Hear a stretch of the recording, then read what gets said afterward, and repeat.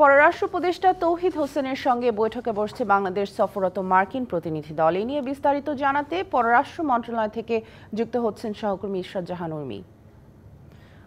পররাষ্ট্র উপদেষ্টার সাথে মার্কিন প্রতিনিধি দলের বৈঠকের বিষয়ে আপনি এর আগের সংবাদেও জানাচ্ছিলেন, এ পর্যায়ে আর কি তথ্য আছে আপনার কাছে জানাবেন?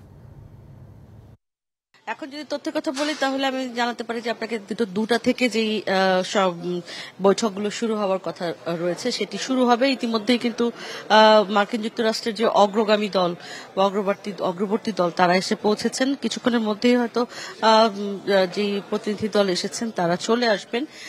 বেশ কয়েকটি বৈঠক তারা কাল রাজনৈতিক দলগুলোর সাথে করেছেন, সুশীল সমাজের প্রতিনিধিদের সাথে আজ সকালে বৈঠক হয়েছে আমেরিকান দূতাবাসে, আমরা তেমনটি জানতে পেরেছি।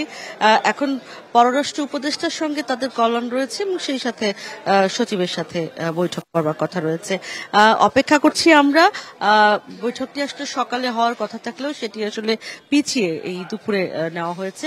কিছুক্ষণের মধ্যে আমরা আসলে অপেক্ষা করছি যে বৈঠক হবে এবং বৈঠকের পরে টানা সপ্তমবারের মতো বেস্ট টিস্যু পেপার ব্র্যান্ড হিসেবে স্বীকৃতি পেয়েছে বসুন্ধরা টিস্যু। তারা আসলে যে বিষয়গুলি, দুটো বিষয় আমি আগেও জানিয়েছি যে মার্কিন যুক্তরাষ্ট্র আসলে জানতে চাইবে বাংলাদেশের নির্বাচন কবে হবে, সেই বিষয়টি তারা জানতে চাইবে এবং সেই সাথে শুল্ক আরোপের যে বিষয়টি খুবই আলোচিত, সেই শুল্ক নিয়ে হয়তো আলোচনা হবে। এবং ট্রাম্প প্রশাসন আসার পরে এটি কিন্তু কোনো উচ্চ পর্যায়ের প্রতিনিধি দলের প্রথম দ্বিপক্ষীয় সফর।